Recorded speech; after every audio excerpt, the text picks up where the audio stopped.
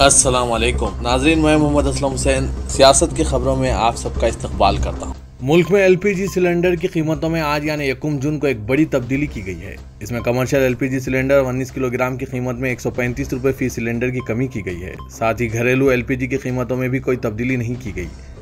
ये नई कीमतें आज से लागू हो गई है। इस तब्दीली के बाद दिल्ली में 19 किलोग्राम के सिलेंडर यानी कमर्शियल एलपीजी सिलेंडर की कीमत घटकर 2219 रुपये पर आ गई है। पहले ये सिलेंडर 2354 रुपये में दस्तयाब था।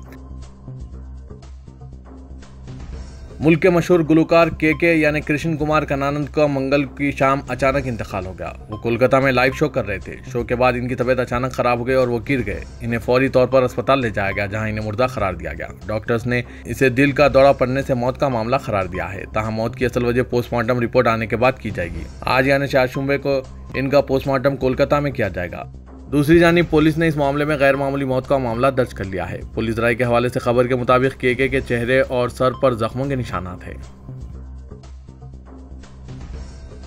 कांग्रेस के साबिक सदर और सीनियर लीडर राहुल गांधी ने नोटबंदी के हवाले से वज़ीर-ए-आज़म नरेंद्र मोदी को एक मरतबा फिर हदफ तनकीद बनाया है। मोदी पर बराह रास्त तनकीद करते हुए राहुल गांधी ने कहा कि मोदी जी जानबूझकर गलतियां करते हैं और नोटबंदी भी इनकी ऐसी ही जानबूझकर की गई गलती है जिसे अवाम अब तक नहीं भूले हैं। इन्हें एक एक पल याद है और वो कतारें भी याद हैं जो उन्होंने लगाई थी। राहुल गांधी के मुताबिक इस एक बेसरोपा फैसले ने जो जख्म दिए हैं इसे अवाम भूले नहीं हैं। हिंदुस्तान को जल्द से जल्द हिंदू राष्ट्र बनाने के लिए आरएसएस की कोशिशें जारी है। इसका अंदाजा इस बात से होता है कि आरएसएस से जुड़े लीडरान और कारकुनान ही नहीं बल्कि बीजेपी अरकान पार्लियामेंट और अरकान असेंबली भी हिंदू राष्ट्र के सिलसिले में मुतनाज़ा बयानात देते रहते हैं। ताज़ा बयान कर्नाटक हुकूमत में साबिक वजीर और मौजूदा रुकन असेंबली येशुरप्पा का है। बीजेपी रुकन असेंबली येशुरप्पा ने दावा किया है कि आरएसएस का परचम एक दिन कौमी परचम बनेगा। उन्होंने कहा कि ज़ाफ़रानी परचम कुर्बानी की अलामत है। इसका एहतराम आज या कल से शुरू नहीं हुआ बल्कि हज़ारों साल से इसका एहतराम हो रहा है। येशुरप्पा ने अपने बयान में आरएसएस की तारीफ भी की। उन्होंने कहा कि कुर्बानी के जज्बे को पैदा करने के लिए ही आरएसएस ज़ाफ़रानी परचम की पूजा करता है। हनुमान जन्मस्थान को लेकर साधुओं के दरमियान अभी तक जो तनाज़ा ज़बानी था वो हाथापाई पर उतर गया। महाराष्ट्र के नासिक में धर्म संसद मंगल को बुलाई गई थी। इसमें यह तय होना था कि हनुमान की जाए पैदाइश कहाँ हुई। धर्म संसद में यह बात तय नहीं हो पाई, लेकिन जो साधु संत बातचीत के लिए इकट्ठा हुए थे वो मारामारी पर उतर गए।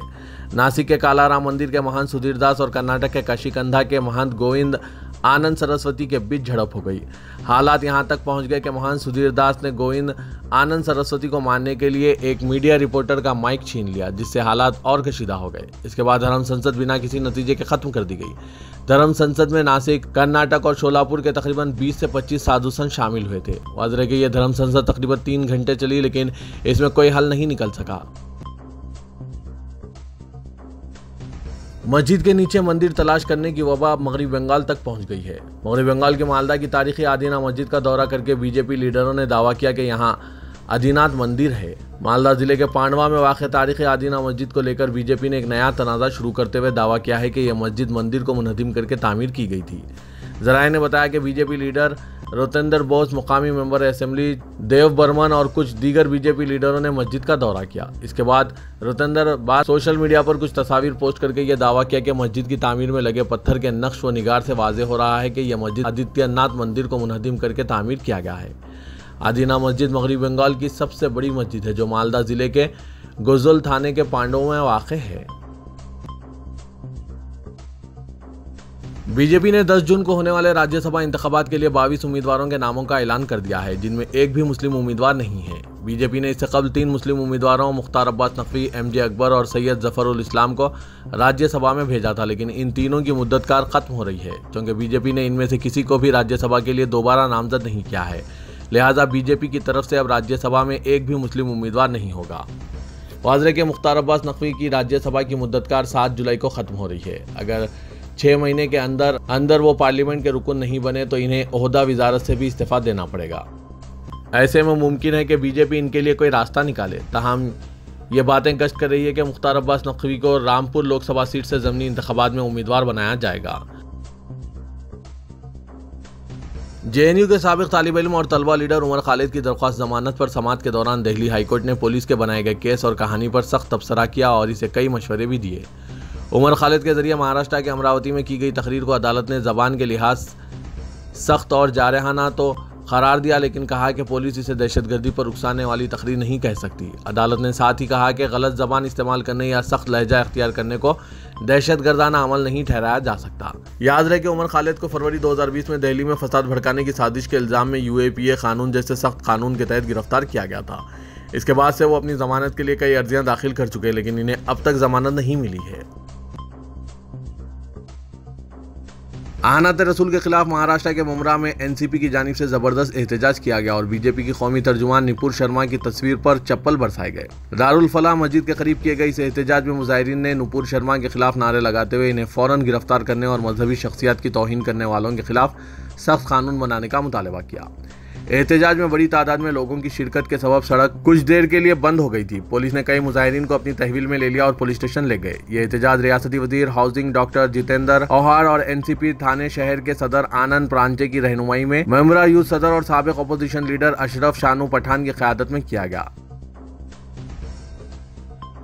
अक्सर तनाज़ात में घिरे रहने वाले BJP MP तेजस्वी सूर्या को ऑस्ट्रेलिया में उस वक्त सख्त मुखालिफत का सामना करना पड़ा जब इनके खिलाफ तलबा की मुख्तलिफ तंजीमों के सख्त एहतजाज के सबब इनका पहला प्रोग्राम मनसूख कर दिया गया। तेजस्वी सूर्या को सिडनी की एक यूनिवर्सिटी में तलबा से खिताब करना था, लेकिन मुंतज़मीन ने एहतजाज के नोटिस के बाद तकरीब को मनसूख कर दिया। Tejasvi Surya Australia India youth dialogue की सालाना कॉन्फ्रेंस में शिरकत के लिए ऑस्ट्रेलिया पहुंचे हैं। तेजस्वी सूर्या के ऑस्ट्रेलिया पहुंचने से पहले ही इनके खिलाफ एहतजाज शुरू हो गया था। जब इनकी कॉन्फ्रेंस में शिरकत के बारे में मालूमात आम हुई तो एक ऑनलाइन पिटीशन भी शुरू कर दी गई, जिसमें इनके वीज़े की मनसूखी का भी मुतालबा किया गया था। अब तक 4000 से ज़ायद अफराद की हिमायत हासिल कर चुकी इस पिटीशन में कहा गया है एक फाशिस्ट पार्लियामेंटेरियन को सरकारी इदारों के नाम और खर्च पर ऑस्ट्रेलिया बुलाना नाकाबिल कबूल है। मुल्क की कई मसाजिद में मंदिर की मौजूदगी के बारे में सिलसिलेवार दावों के दरमियान संस्कृति बचाओ मंच ने मध्य प्रदेश के वज़ीर दाखिला निरुत्तम मिश्रा को एक याददाश्त पेश की और भोपाल की जामा मस्जिद का आर्कियोलॉजिकल सर्वे कराने का मुतालबा किया। संस्कृति बचाओ मंच के सदर चंद्रशेखर तिवारी की ज़ेर क़यादत एक वफ़द ने मध्य प्रदेश के वज़ीर दाखिला से मुतालबा किया कि महकमा आसार क़दीमा के जरिए सर्वे कराया जाए। इन्होंने दावा किया कि भोपाल चौक मार्केट में वाक़ जामा मस्जिद के अंदर शिव का मंदिर मौजूद है। कश्मीर वादी के कुलगाम जिले में जम्मू से ताल्लुक़ रखने वाली एक हिंदू टीचर को अस्करियत पसंदों ने गोली मारकर हलाक कर दिया, जिसकी शदीद मजम्मत की जा रही है। सांबा जिले से ताल्लुक़ रखने वाली 36 साला रजनी बाला को कुलगाम के गोपालपुरे में एक सरकारी स्कूल में मुकर्रर किया गया था। ये मई में किसी गैर मुस्लिम सरकारी मुलाजिम की दूसरी हलाकत है और इस माह कश्मीर में 7वें टारगेट किलिंग है। पुलिस अहदेदार ने बताया कि रजनी बाला इस हमले में जख्मी हुई, जिन्हें करीबी जिला हॉस्पिटल मुंतकिल किया गया, जहाँ इन्हें मुर्दा करार दिया गया। क़ब्ल अहदेदारों ने कहा था कि वो एक तारिकीन वतन कश्मीरी पंडित है। एक अहदेदार ने बताया कि हमलावरों को पकड़ने के लिए इलाके की नाकाबंदी की गई और तलाश शुरू कर दी गई। पुलिस के एक तर्जुमान ने बताया कि इस बेरहमाना जुर्म में मुलविस अफराद की जल्द पहचान की जाएगी और इनका सफाया कर दिया जाएगा। इस खातून की हलाकत की वादी में शदीद मजम्मत की जा रही है। नेशनल कॉन्फ्रेंस, PDP और दीगर जमातों के कायदीन बशमुल उमर अब्दुल्ला और महबूबा मुफ्ती ने हलाकत की मजम्मत की।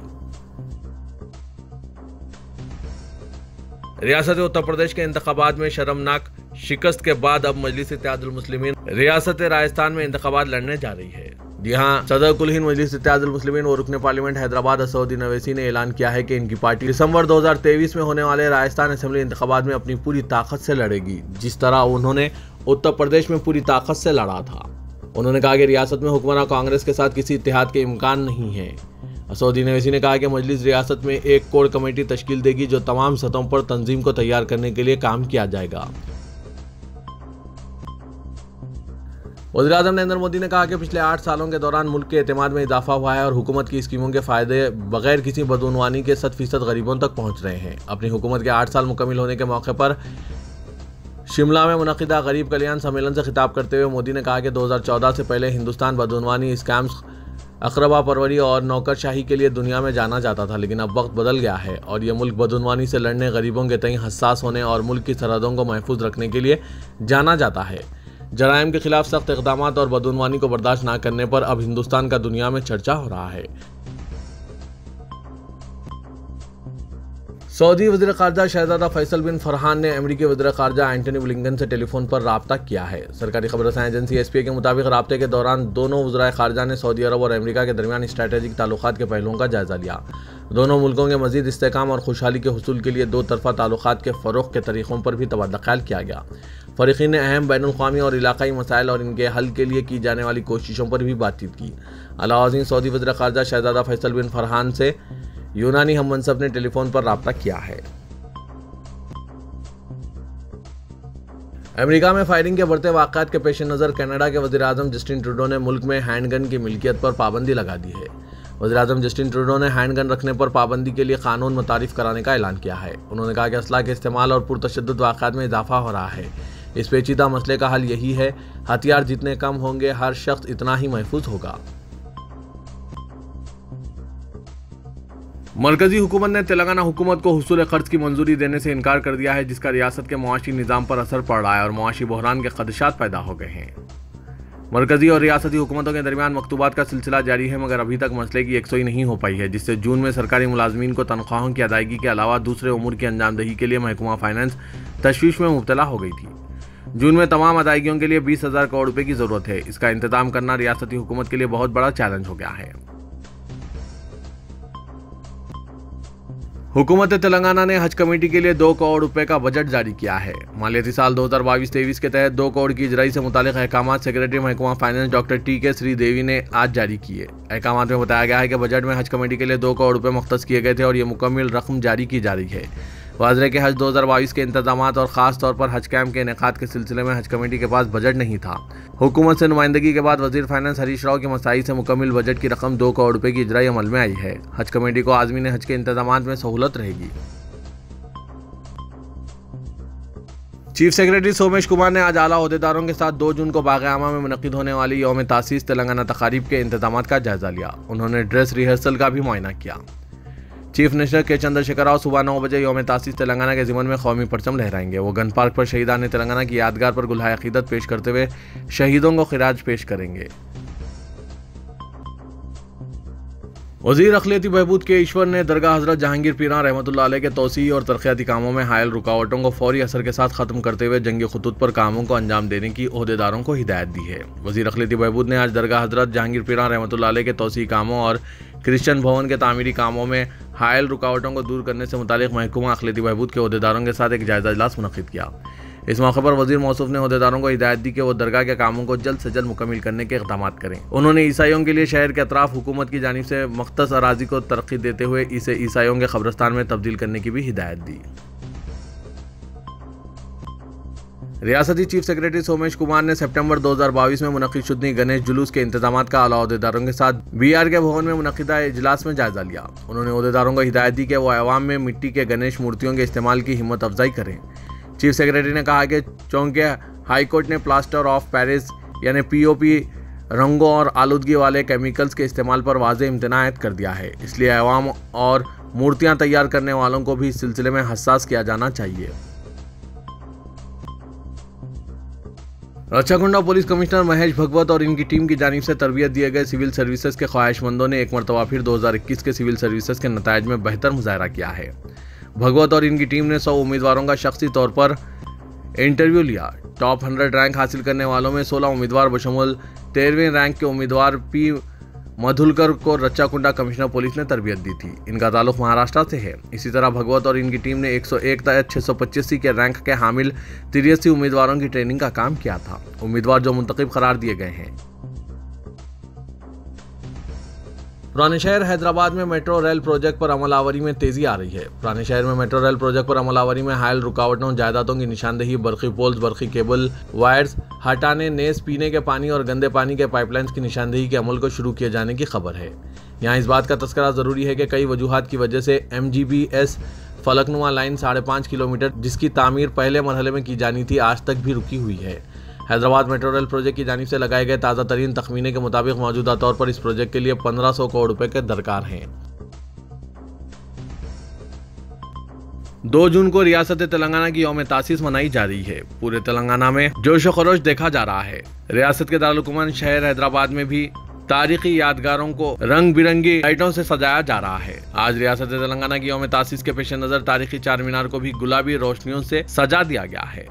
तो ये था आज का खबरनामा। खबरों से मुतालिक कमेंट के जरिए आप अपने ख्यालात पेश कर सकते हैं और साथ ही इस वीडियो को लाइक कीजिएगा। तो मैं मोहम्मद असलम हुसैन अब आप सबसे इजाजत तलब करता हूँ। तो दीजिए इजाजत। अल्लाह।